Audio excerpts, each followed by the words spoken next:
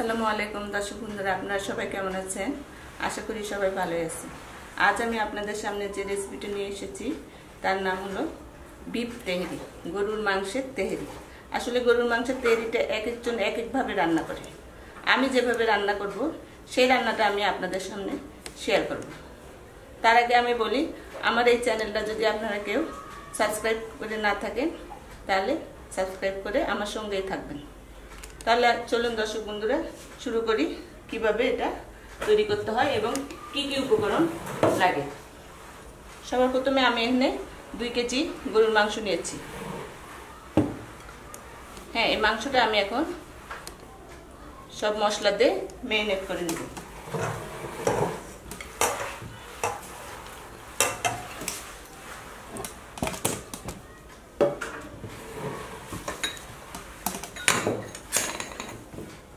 প্রথমে আমি টক দই দিয়ে দিব। এখানে আমি 1 বাটি পরিমাণ টক দই নিয়েছি।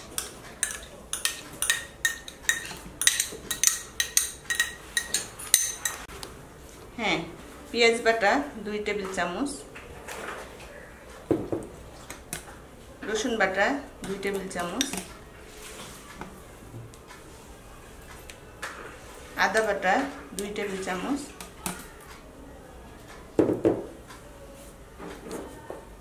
আর আমি এখানে কাঁচা পেঁপে খোসা সহ বেটে নিয়েছিলাম, এটা আমি 1 চামচ দিচ্ছি, এতে মাংসটা একটু সফট হয়।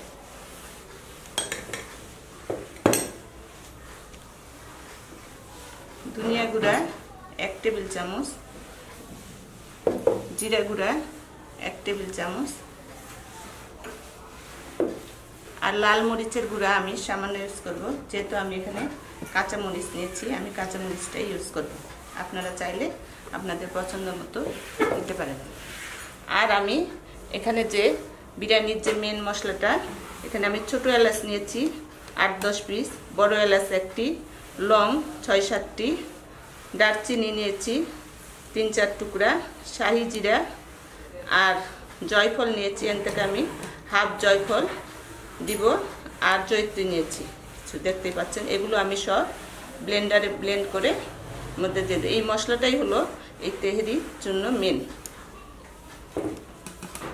এখন আমি এখানে লবণ দিয়ে দিলাম পরিমাণ মতো, আর এখানে আমি সরিষার তেল ইউজ করেছি। এই সরিষার তেলটা আমি 1 বাটি পরিমাণ নিয়েছি।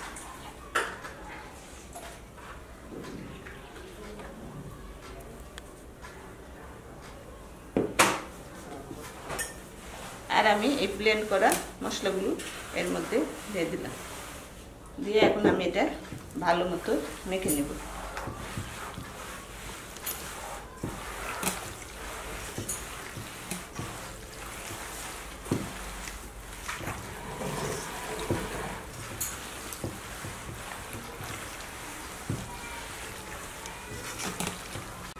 আমার মাখানোটা শেষ, আর আমি এখানে 4-5 পিস কাঁচামরিচ দিয়ে দিলাম, আর এখানে 2টা বড় বড় সাইজের পেঁয়াজ নিয়েছিলাম, এই পেঁয়াজটা আমি এখানে দিয়ে দিলাম। এটা আমরা 10 মিনিটের জন্য একটু রেখে দিই। হ্যাঁ, এখন আমি মাংসটা চুলার উপর দিয়ে দিলাম।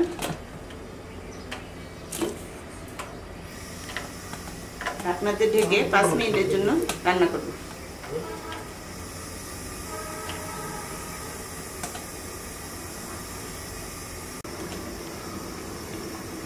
চলে এলাম 5 মিনিট পর। এখন আমরা মাংসটা ঢেলে দিব। আপনারা দেখতে পাচ্ছেন মাংস থেকে অনেক পানি বের হয়েছে। আশা করছি এই পানিতেই মাংসটা সিদ্ধ হয়ে যাবে। আপনাদের কাছে যদি না হয়ে থাকে তাহলে আপনারা এখানে গরম পানি ইউজ করবেন।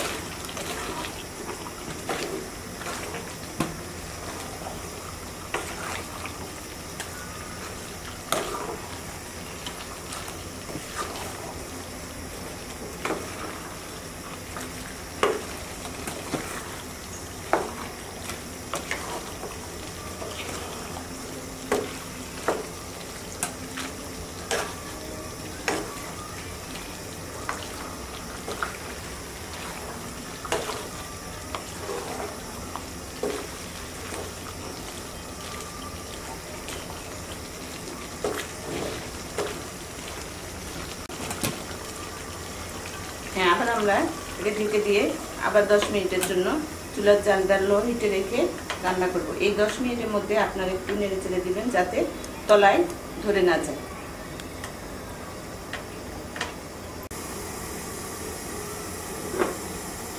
ফিরে আসলাম আমরা 10 মিনিট পর। একটু নেড়ে দিব মাংসটা।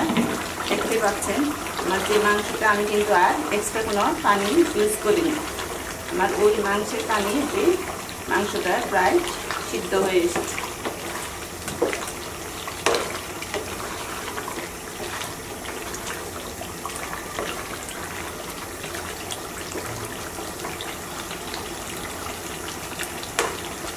এটা থেকে আমরা আরও 10 মিনিট রান্না করব। এর মাঝে আমরা 2 করে এটা নেড়ে দেব।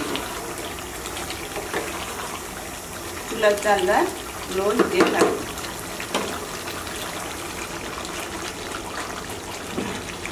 ফিরে আসছি 10 মিনিট পর। ফিরে আসলাম 10 মিনিট পর। দেখি মাংসটা সিদ্ধ হলো কিনা। হ্যাঁ, মাংসটা আমার সিদ্ধ হয়েছে এবং দেখতে পাচ্ছেন তেলটা উপরে চলে এসেছে। আমি এখন এই তেলেই তেহারি বিরিয়ানিটা রান্না করব। চলুন তাহলে বিরিয়ানিটা রান্না।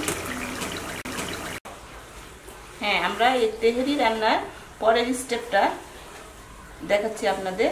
সেটা হচ্ছে আমি এখানে চিনি গুঁড়া চাল নিয়েছি 1 কেজি মতো। আপনারা চাইলে যে কোনো চাল নিতে পারেন, তবে চিনি গুঁড়া চালটা ফ্লেভারটা সুন্দর আসে, এই জন্য আমি এই চালটাই নিয়েছি।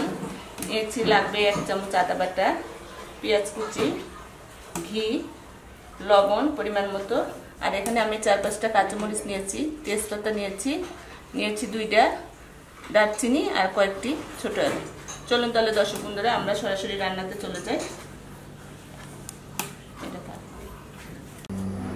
হ্যাঁ, এখন আমি এই মাংস থেকে যে তেলটা বের হয়েছে এটা দিয়েই আমি তেলটা রান্না করব।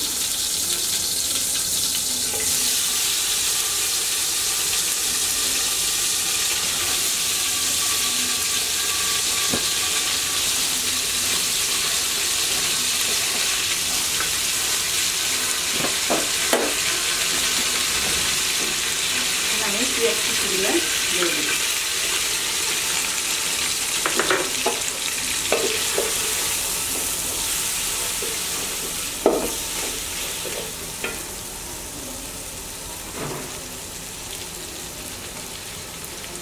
শুধু আমি 2 চামচ ঘি করব।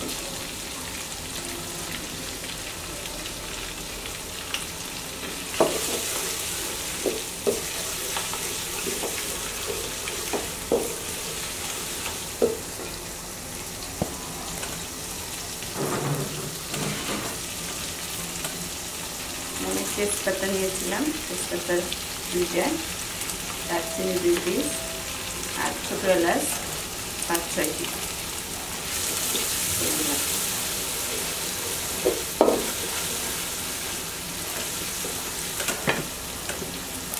আদা বাটা ফ্লেভারের জন্য আমি 1 চামচ আদা বাটা দিয়ে দিই।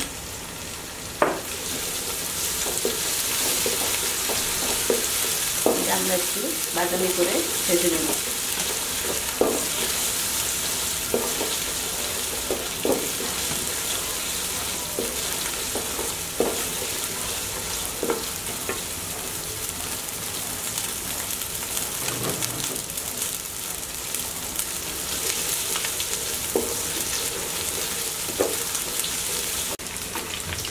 আমার পেঁয়াজটা ব্রাউন কালার হয়ে এসেছে। এখন আমি বিরিয়ানির চালগুলো দিয়ে দিব।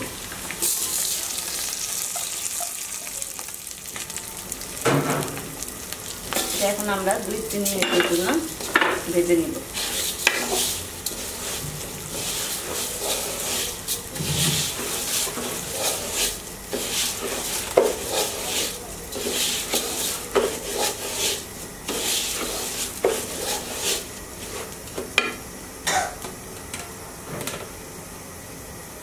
যেহেতু আমাদের মাংসে লবণ দেওয়া ছিল, এই জন্য লবণটা আমি 2 চামচ দিয়ে দিলাম। পরে আমি লাগলে আরও দিয়ে দিব।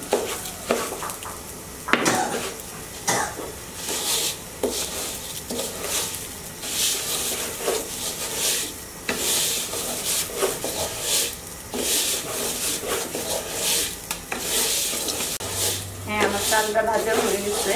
এখন আমি এখানে পানিটা ইউজ করবো। আমি এখানে গরম পানি নিয়েছি।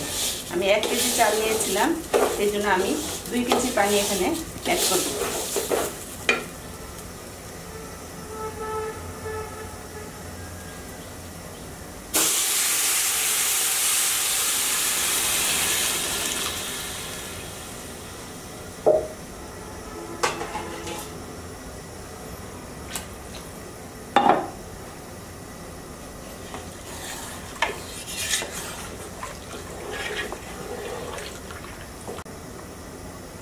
আমি এখানে 4-5টা কাঁচামরিচ নিয়েছিলাম, সেটা দিয়ে দিলাম এবং 1 চামচ পরিমাণ লেবুর রস দিলাম, যাতে আমার তেহারিটা ঝরঝরা হয় এবং ফ্লেভারটাও সুন্দর আসবে। এখন আমরা একটু নেড়েচেড়ে এটা ঢেকে দিই।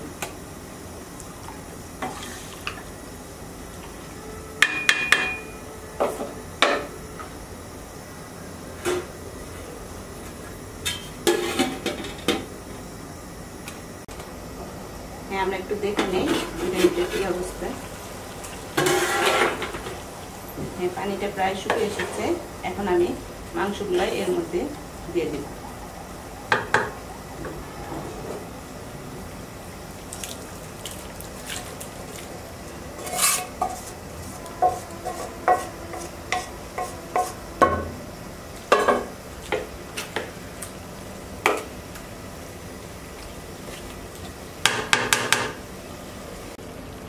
এখন আমি এটা 2 মিনিটের জন্য ঢেকে দমে রান্না করব। এখন আমরা মাংসটা একটু মিক্স করে দিই।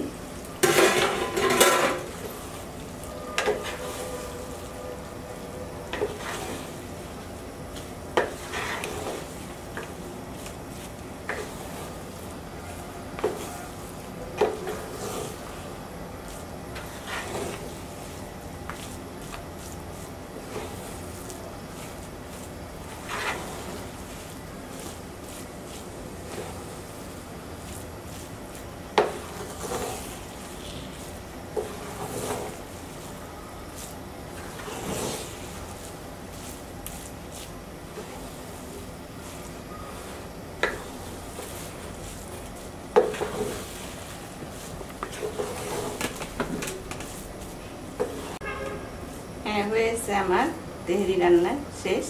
এখন আমি এটা পরিবেশন করব।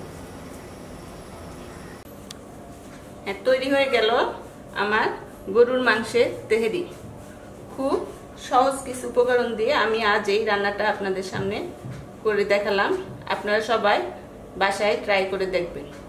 যারা কোনোদিন এটা রান্না করেনি তারা আমার এই রান্নাটা দেখে সুন্দর মতো রান্না করতে পারবেন।